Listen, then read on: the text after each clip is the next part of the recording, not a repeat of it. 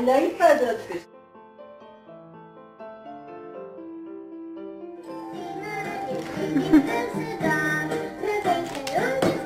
رفتم خیلی داره تحولات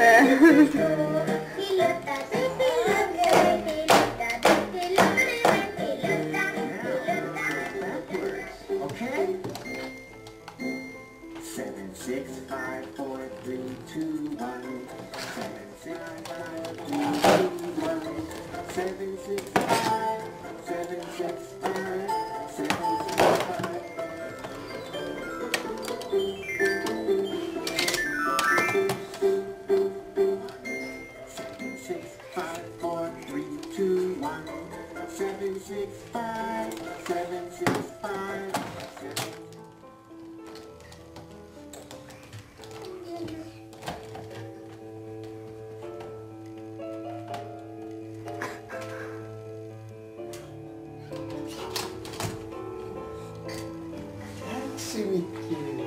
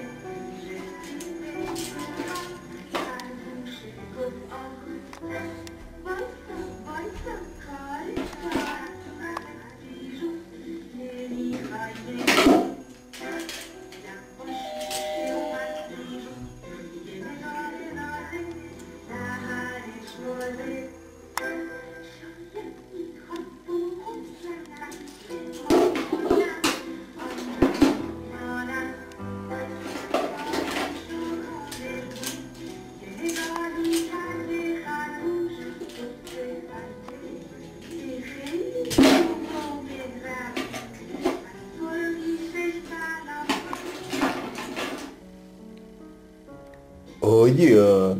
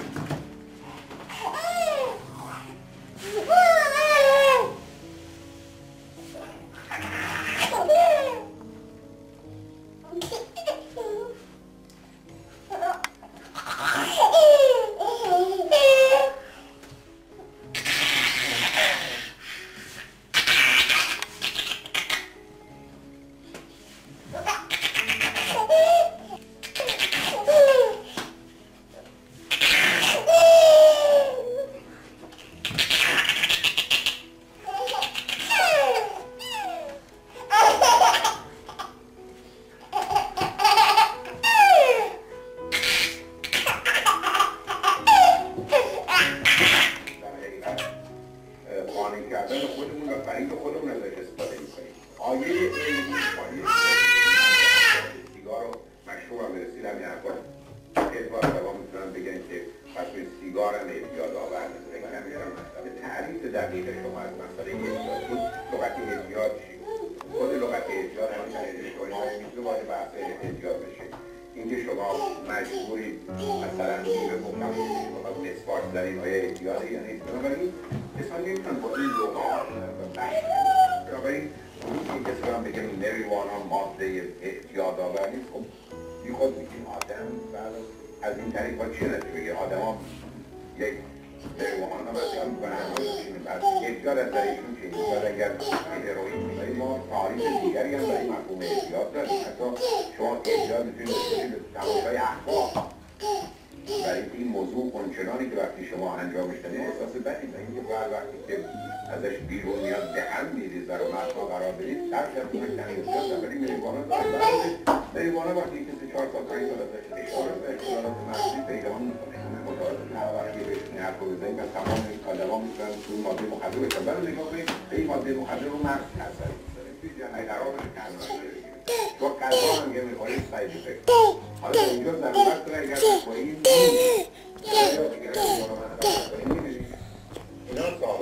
خیلی دکتر خیلی ممنون دکتر فقط اگه اجازه بدید یه سوالی من در مورد مشروب داشتم اون که یا من میدونم بعد وقت شما البته با الکلی کسی که هفته 3 شب مشروب هفته 3 شب و مشروب میباره و میزان شب یه دونه آبجو نیست اول 2 تا آبجو لیوان شراب نیست این دیگه مورد اول یا گیلاس نوع دیگه مورد اول یا گیلاس نوع دومی که اثر نداره به صورت بیان مثلا در محیط کارم اثر میذاره که میخورین یا آسیب میزنه بعدش آسیب خودتون نگه داره چیزی نیست